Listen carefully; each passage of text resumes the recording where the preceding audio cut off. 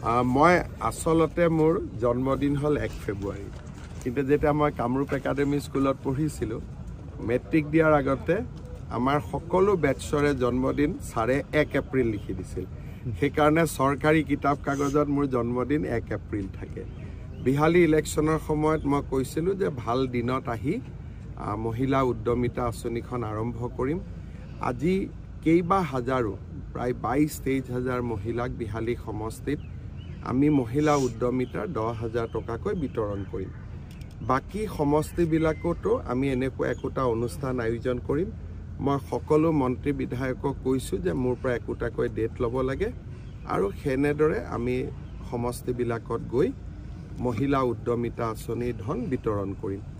মহিলা উদ্যমিতা আঁচনিত প্ৰথম বছৰ আমি 10,000 টকা দিম অৰ্থাৎ 2025-26 26-27 চনত আমি আৰু 25,000 টকা দিম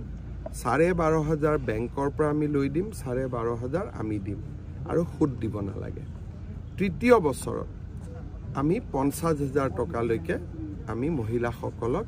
বেংক আৰু চৰকাৰে মিলি দিব ইয়াতে 10,000 টকা আমি আজি 27 লাখ মহিলাক দিম যিসকলে ভাল কৰিব উৎপাদনমূলক কাম কৰিব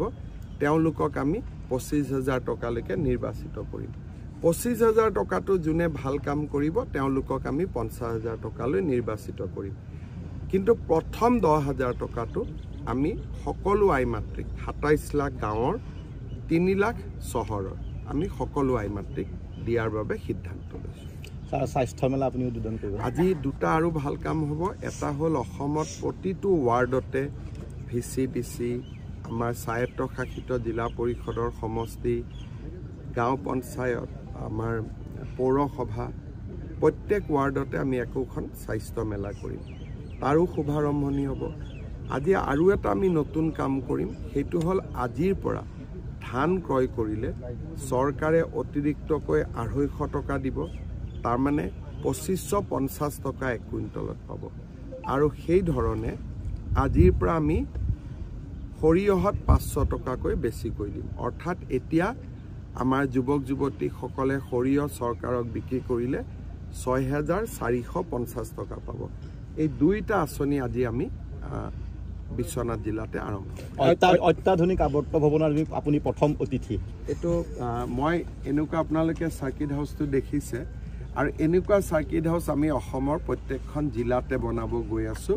বিশ্বনাথত আৰম্ভণি হ'ল অসমত আহিলে অতিথিসকলে যাতে সুন্দৰকৈ থাকিব পাৰে পৰ্যটকসকলো থাকিব পাৰে তাৰ বাবে আমি সাৰ্কিট হাউসবোৰ নতুনকৈ ধুনীয়াকৈ বনাব সিদ্ধান্ত লৈছিলো প্ৰথম সাৰ্কিট হাউসটো যোৱাকালি উদ্বোধন হ'ল আজি আপুনি নদুৱাৰলৈ যাব পিছবেলা আজি নদুৱাৰটো কেইবাটাও প্ৰগ্ৰেম আছে কালি ৰাতিপুৱাও নদুৱাৰত প্ৰগ্ৰেম আছে আৰু কালি মই যোৰহাটলৈ গৈ যাম